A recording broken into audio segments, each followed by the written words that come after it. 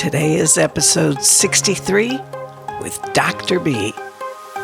Welcome to the Living Beyond ADHD podcast. If you're looking for a fresh perspective and actionable steps on hot topics from focus to follow-through to self-management and more, you are in the right place. Welcome your host, innovative educator, coach, and psychotherapist, Dr. B. Hey, ADDers. So glad that you could join me for today's podcast episode. We're going to kick off a little differently today and look at a correlation that I've been thinking about for some time now. The title of today's episode comes from the Big Book of Alcoholics Anonymous, and it pertains to so much more than just those in recovery from alcoholism. And even if you don't favor AA for whatever reason, please do listen for the deeper logic and meaning that I want to share with you today in this introductory part of today's episode. In the foreword of Big Book of Alcoholics Anonymous, which was printed in 1939, it states, "We of Alcoholics Anonymous are more than 100 men and women who have recovered from a seemingly hopeless state of mind and body. To show other alcoholics precisely how we have recovered is the main purpose of this book." A seemingly hopeless state of mind and body is reaching epidemic proportions as it relates to depression, anxiety, trauma, chronic illness, ADHD, and addictions, both behavioral and substance. And underlying these conditions, I am seeing the compromised development of executive function skills and strategies, which are the essential skills that we all need to thrive as adults in today's world. If you can't plan, organize, prioritize, get started and keep going until the end, or you can't regulate states of overwhelm and analysis paralysis so you can make a solid decision, it's going to cost you. In Chapter 5 of the Big Book of AA, which is about how recovery works, they say, "Half measures availed us nothing." They're referring to the steps and the principles that are laid out as the path to recovery, and that we can't just pick and choose. We need to work all of it if we want to receive all that it promises. Similarly, we need to be all in with whatever approach that we decide to take to help ourselves achieve a more productive and satisfying adult life. Based on my own recovery from how it used to be to what it is today, I suggest a daily plan of being in action on the steps that you need to take to put your challenges behind you. The steps we need to take differ from those of AA. However, there's similarities. Here's a few examples. We need to recognize the underlying issues, not just the symptom list. We need to rework our beliefs so they support our recovery and our healing. We need to acknowledge that the support of a community is essential for our growth, recovery, and healing. We need to take a personal inventory and executive function skill assessment so that we gain clarity about how our thinking, feelings, habits, and lack of skill development has been contributing to our seemingly hopeless state of mind and body. The skills that we need to more fully develop include our ability to have perspective, inhibit, shift, emotional control, self-monitoring, initiate, hold and integrate information with our working memory, plan, schedule, organize, prioritize, have a clear sense of who we are and where we want to go, focus, task monitor, organize our physical things, and maintain what we achieve. We also need to learn how to trust ourselves and keep our word to ourselves, not just to others. We need to learn to be 100% responsible for the outcomes that we're seeking, even when no one else knows what we're pursuing, because we know. We each make this journey for ourselves. However, it doesn't imply that we go it alone. Not at all. We need the mirroring and support of others, a community, to more fully understand our common challenges and to encourage each other to be all in and do the work that we all need to do so that we can receive the benefits. We need to become aware of our exits or ways that we escape the recovery work. And we need to close out all those exits. We need to focus on the path that goes through our issues rather than the escape hatch to avoid them. Lastly, in Chapter 6 of the Big Book of AA, they tell us about the promises awaiting us for doing the work of recovery. We are going to know a new freedom and a new happiness. We will not regret the past, nor wish to shut the door on it. We will comprehend the word serenity, and we will know peace. No matter how far down the scale we've gone, we will see how our experience can benefit others. That feeling of uselessness and self-pity will disappear. We will lose interest in selfish things and gain interest in our fellows. Self-seeking will slip away. Our whole attitude and outlook upon life will change. Fear of people, of economic insecurity will leave us. We will intuitively know how to handle situations which used to baffle us. Summing up, they're saying that the problems have been removed and no longer exist, not that alcoholism has been cured. Similarly, we are told that ADHD cannot be cured. Why would we even try to cure a configuration of brain that's amazing? Rather, by becoming a student of your own life, understanding what you need to succeed with the multifaceted brain that you have, and how to learn those skills and strategies, you will be able to engage the strengths that your unique mind possesses.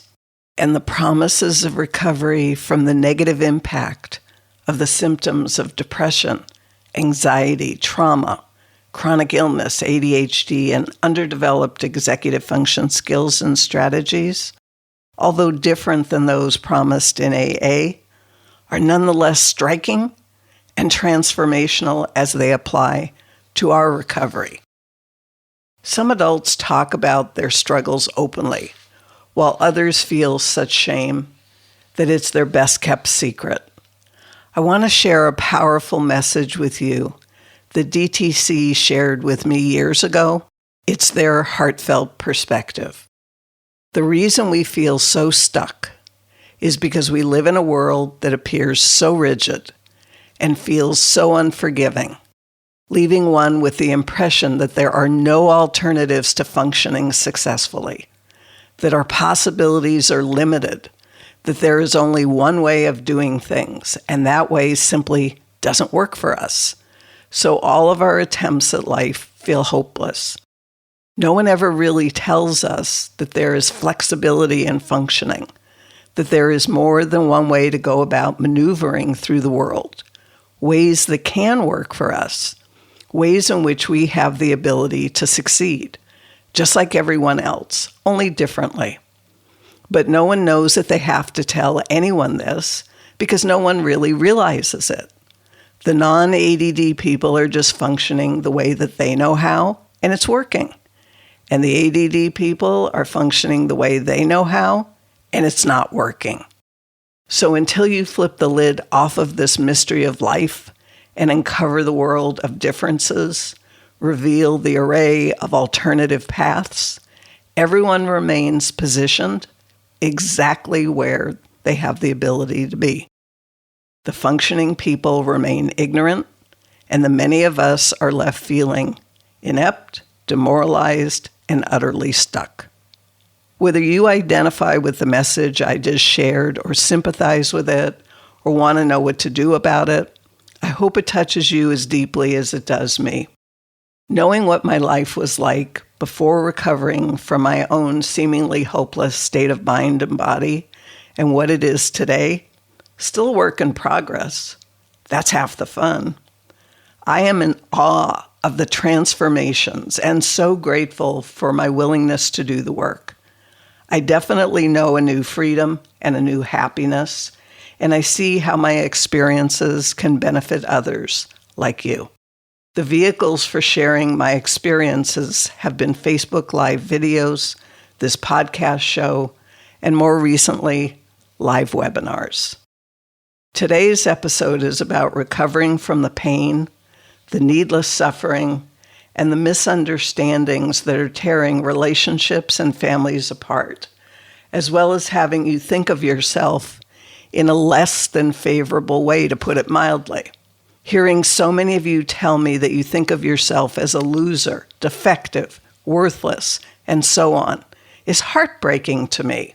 You are not alone in your pain or your potential. There are millions of adults all over the world with many of the same struggles that you're experiencing. However, unless I help you to get out of your pain and into your potential, then it's good to know that you're not alone. But what about your pain or your serious problems? I'm getting there. Stay with me. Over the course of my 68 years, I've experienced many different challenges, whether they've been physical health, mental health, or environmental health issues, and have been driven to overcome them. Whether focus, follow-through, self-management, learning differences, environmental or food sensitivities, I've needed to build my life knowing that they are a part of my life if I was going to live the life that was anything close to what I hoped for. And I also needed to overcome or manage them if I was going to shed some light and guide others, perhaps like you, out of your stuckness and into the life that you've been wanting forever. My phrase for that journey is moving from stuck to unstoppable.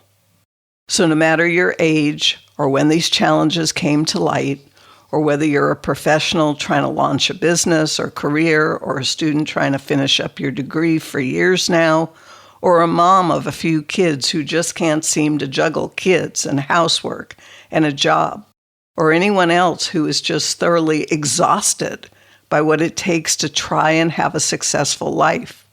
The cost of not knowing what fuels your challenges and what can be done about it is very expensive, no matter what your age or your circumstances. And there's something else. It's not only the skills that you need to gain, but whatever pre-skills that you might be missing.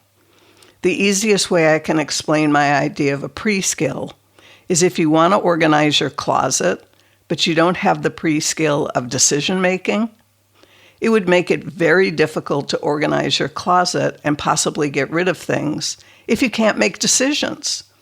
So much of what stops many of the adults I've worked with over the years are what I call the pre-skills. Things that you need to have or be able to do before you can do the original thing that you want to do. Lots of the how-to books assume that you have these pre-skills. And so when you try to do exactly what it is they instruct you to do, and you don't have the necessary pre-skills and you can't succeed, you might blame yourself for your lack of success rather than the missing information. Please know that there's real hope from recovery from a seemingly hopeless state of mind and body for you, and freedom from the many stuck places that have taken your life hostage. I want you to remember that you are not what you do or don't do. You are more than that. We are not defective or less than as people, as human beings. We're just wired differently, and the difference is actually pretty cool once you have a different perspective and the tools that you need for your own success. In this episode, I'm going to be taking a look at what it takes to recover from a seemingly hopeless state of mind and body, and what you can do to turn your life around and claim a more meaningful, productive, and fulfilling life. And knowing is only the first step. The next step is taking action on what you know to start getting new results, better results, and fine-tune your process as you go along. It is a process, so please don't let yourself off the hook here with taking action once, not getting the results you hope for, and stopping there. Seriously, did you learn to speak fluently or dress yourself nicely with just one attempt? I know that I didn't, so keep going. You're learning to do things, not just stand up and do them, like you've known how to do your whole life. Let's get real here. It's almost story time, but first, you need a win. You need to acknowledge and celebrate at least one thing that's good about you or has gone right for you today. Perhaps you've started getting a solid 8 hours of sleep a night. That's a fantastic win. Or maybe you've started learning how to plan your life instead of living by default. That's an awesome win. Or maybe you've started to understand what it means to organize your stuff and maintain it. That's a great win. It's really important that you celebrate a win today, even if you're feeling so bad about yourself because your ADHD is taking your life to an all-time low and you just don't feel you can turn it around yet another time. I get it. And yet it doesn't take away from the fact that at least one thing has gone right today or is right with you. You are a precious child of the universe and called a human being, not a human doing, for good reason. You don't have to earn your value. You were born with it. Your value comes from who you are, not what you do. Got it? I hope so, because you're going to keep hearing me say it, because it's so important to your self-esteem and quality of life. This podcast is sponsored by Pure Potential with Dr. B. You can head over to drbarbaracohen.com and find the podcast transcript. Great free content, plus information on programs and services, including the groundbreaking Adventures in Achievement online coaching program and one-to-one services with Dr. B. That's drbarbaracohen.com. Let's transition now to our 3 important points, relevant stories, action steps, and a favorite quote of mine. How much time do we have? Not much. So let's get to it. Today's 3 important points are: what can happen when ADHD and underdeveloped executive function skills are just lumped together for diagnosis and treatment?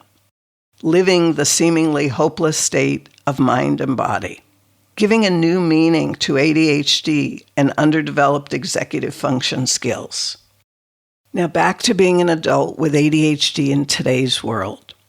I'm going to share 3 stories with you today, as well as talk about your responsibility in this. That's right, responsibility, or your ability to respond, since you're not off the hook here. I hope at least one of these stories will resonate with you and be of benefit. Shifting gears to our first story. What can happen when ADHD and underdeveloped executive function skills are lumped together for diagnosis and treatment? Freema was first diagnosed at 16 and again at 26. Since she was in the throes of puberty the first time, her treating physician wanted to make sure that ongoing treatment was warranted, and it was. The assessment she was given at 16 was a list of ADHD symptoms that included symptoms like being late to class, not being able to get started on homework, forgetting that she had a quiz to study for or a paper to write, and getting lower grades because of her forgetfulness. Her parents also answered a questionnaire and verified what Freema was saying about herself. No one explored why Freema was struggling with these symptoms at school or at home. It was just a fact in her file that she did. The only treatment Freema received at 16 was medication and some tutoring to help her keep up with her schoolwork. It helped a little to keep her more focused on her schoolwork, that is, when she could get herself to sit and focus on it. No one separated out for Freema that medication would potentially help her with inattentiveness, impulsivity, and hyperactivity, but not necessarily with all her other symptoms. So from 16 to 26, Freema wasn't growing in her ability to create a solid plan for her success.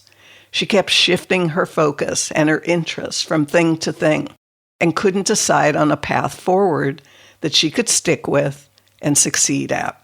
It didn't help that she didn't know herself very well.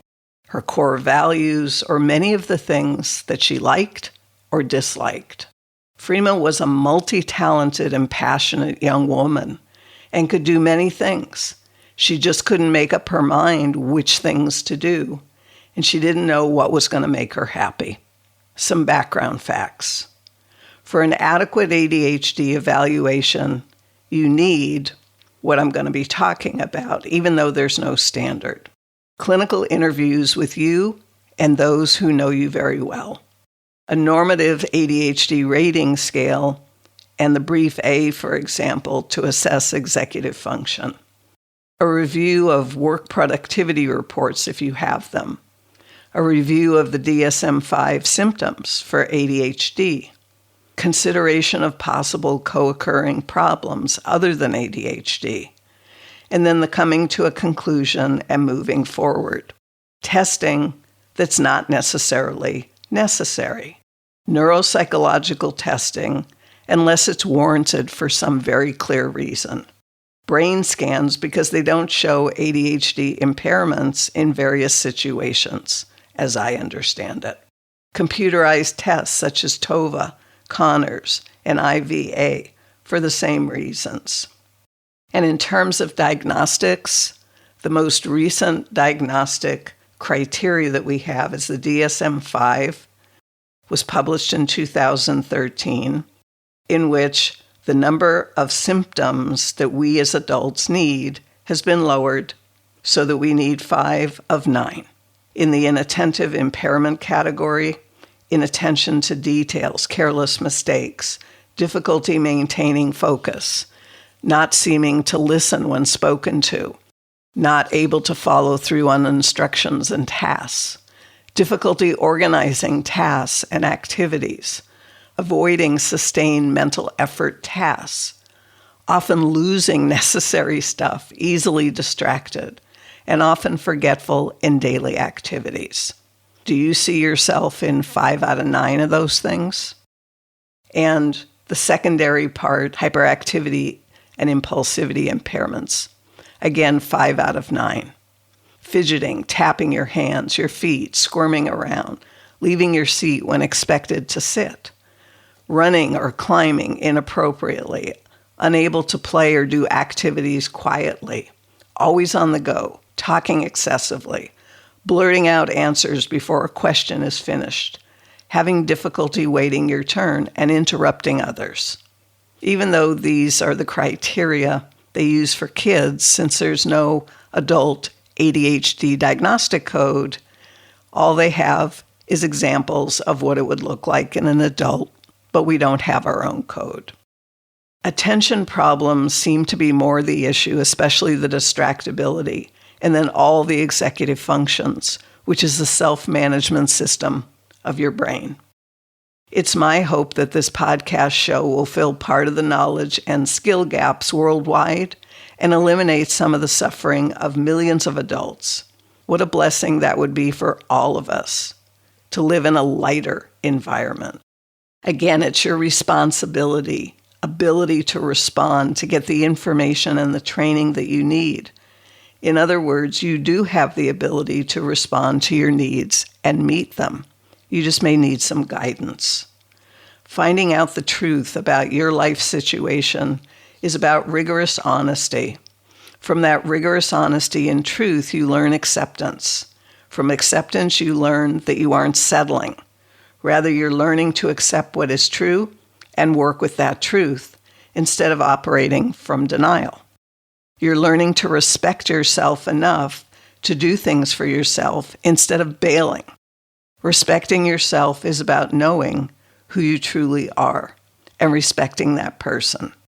Knowing who you truly are is about being able to separate out the difference between being a human being and a human doing, and valuing yourself for being, not doing. If you relate to Freema's story, your action steps are: focus on sorting out which of your challenges are directly related to your inattention or hyperactivity or impulsivity, and which ones are not. Sort out which of the executive function skills are a challenge for you: inhibiting, shifting, emotional control, self-monitoring, initiating, working memory, planning, organizing, prioritizing, scheduling, task monitoring, and organizing things or materials. Perhaps do this with a friend who knows you really well and can help you to stay focused. Follow through and determine how best to learn the executive function skills that are underdeveloped and what will enhance your attention. Perhaps improvements in your sleep, nutrition, exercise or physical activity, hydration, meditation, and making time to do absolutely nothing but decompress. Self-management of your triggers, such as seeing a lot of things that need doing and feeling overwhelmed. That leads to your exits, such as watching TV or surfing the internet, so that you can stop escaping your day-to-day responsibilities and actually get things done. Transitioning to our second story, living the seemingly hopeless state of mind and body. Terry was at the lowest point in his life by the time he turned 50. He had recently lost his job, his marriage, and most of his friends, was deeply in debt and considering filing for bankruptcy, and was highly anxious and severely depressed. He'd been diagnosed with ADHD in his 30s, was prescribed medication, which he took when he remembered or felt that he needed it, and just couldn't get his life together. He didn't get nearly enough sleep, was addicted to coffee and sweets for stimulus, and surfing the internet to escape the daily hopelessness that he felt. Terry felt like a magnet for disaster, chaos, and failure. Things just kept happening to him, and he had no idea why, especially since he was trying to just lay low and not cause more problems for himself. Things were so bad that Terry had no idea where to look for help or what kind of help could possibly turn his life around at this point. He had one friend left, Sam, who Terry reached out to. Sam wasn't doing great. However, his life was certainly in better shape than Terry's. They went to coffee and they talked. Sam was pretty straightforward and blunt. He told Terry that for as long as he'd known him, he was impulsive, immature, and kind of like a kid who never grew up. He lived day to day and did what he wanted when he wanted it with total disregard for how his actions impacted others connected to him. Terry just sat there, silent. He knew his friend was right, and hearing it the way that he did that day, it made him really sad. This is all he knew. His mom and his dad both behaved this way. How was he supposed to learn to be any different? Some background facts. Even though we get older in years, it doesn't mean that we mature. The literature indicates that we're behind developmentally by 30% or so until we reach the age of 30. But what happens after 30? Neuroplasticity shows us that change is possible even after age 30. We can lay down new neural pathways well into our later years. I know this from watching my mother in her late 80s or early 90s start training with an app on her iPhone and progress from single digits to roughly 60 or 70%. And I could see the results in her day-to-day life, not just in the training app. As Jim Rohn so eloquently stated, for things to change, you've got to change. As to what those changes need to be, it's different for each of us.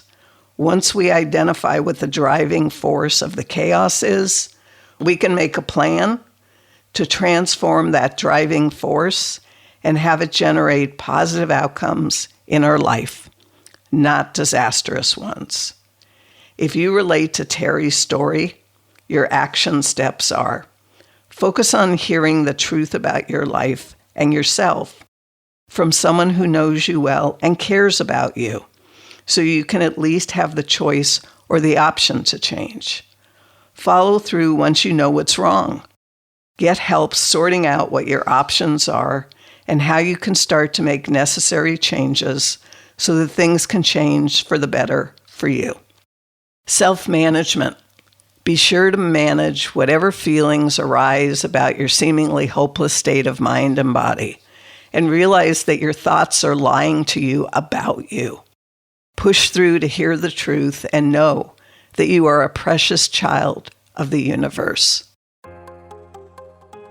Transitioning to our third story, giving a new meaning to ADHD and underdeveloped executive function skills.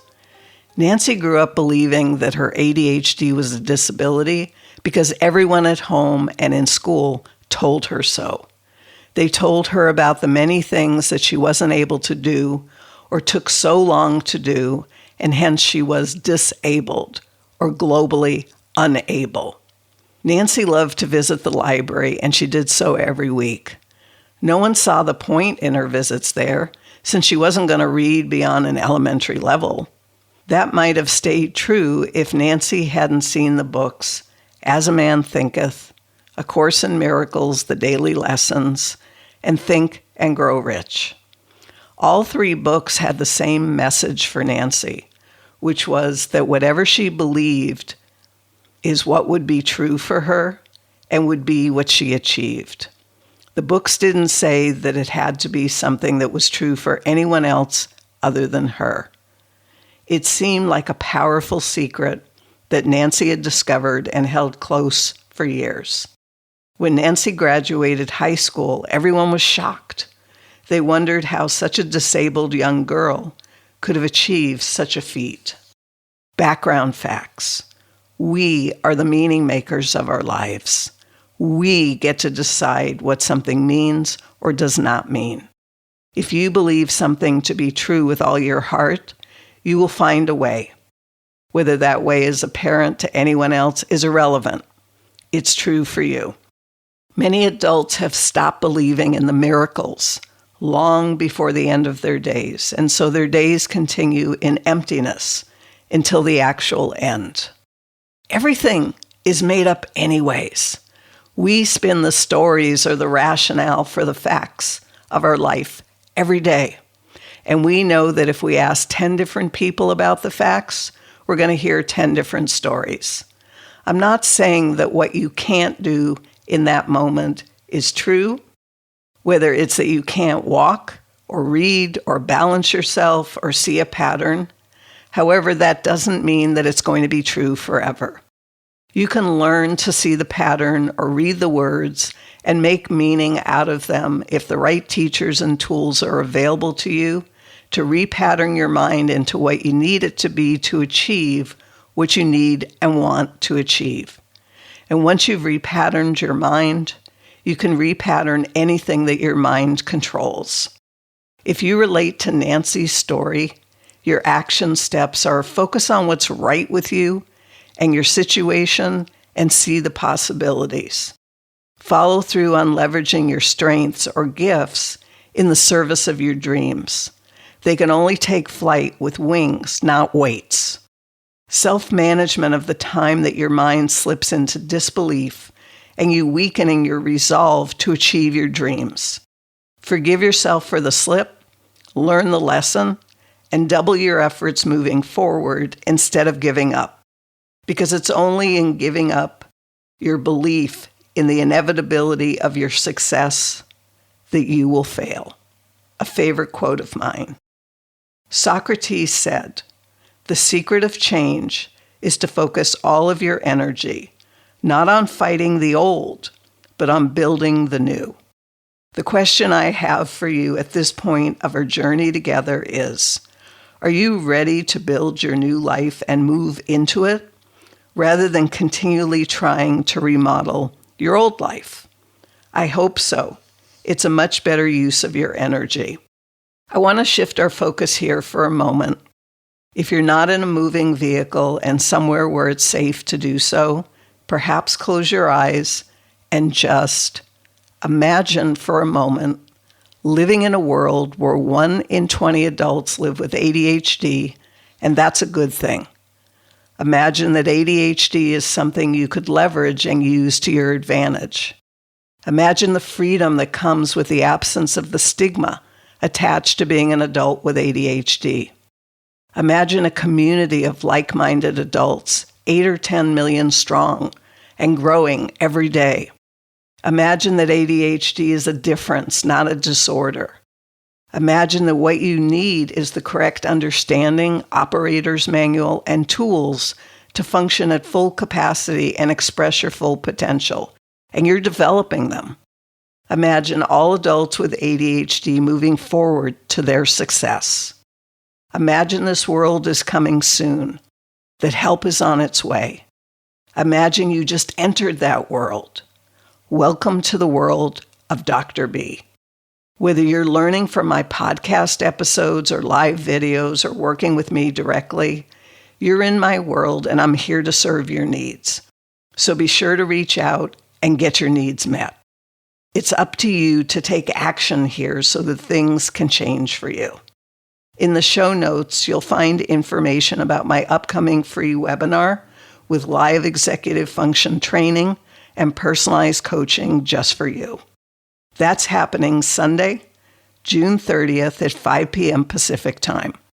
So if you're feeling overwhelmed and lack the follow-through skills to complete tasks and many other things, be sure to register and let's have some fun together. You'll have the opportunity to share your challenges with me when you register, as well as what you're seeking as solutions. That link shows up by email a couple of minutes after you register for the webinar, so be sure to look for it. I appreciate you showing up today to listen and in the future. I'm finally able to get back to producing weekly episodes, so look for new episodes regularly on Mondays. And as a subscriber, the newest episode will automatically be in your feed. If you enjoyed today's episode or any of the other episodes, please share this podcast show with your friends and family, as well as rate the show. If you'd like to do a little more, write a thoughtful review on iTunes so I know that I'm meeting your needs. It doesn't have to be anything lengthy, just a line or two of how the podcast is helping you, if it is. I love hearing from you. It means a lot to me to know that your life is getting a little bit better every time we get together. Be sure to check out the show notes for more free content and ways that we can work together. I do have solutions to the challenges that you are experiencing because I lived with those same challenges. I made my way out, and I would like to help you to get out too. I hope to see you on the 30th of June at 5 p.m. Pacific time and read ahead of time what your challenges are and what you need. That is, if that's of interest to you. Thanks for listening. Until the next time, bye for now. Thanks for your undivided attention. If you're eager to make positive changes in your life, head over to drbarbaracohen.com to see how Dr. B can help you today. Whether you love making changes with community support in a group environment or prefer one-to-one coaching or psychotherapy, you'll find all the information you need to get started at drbarbaracohen.com.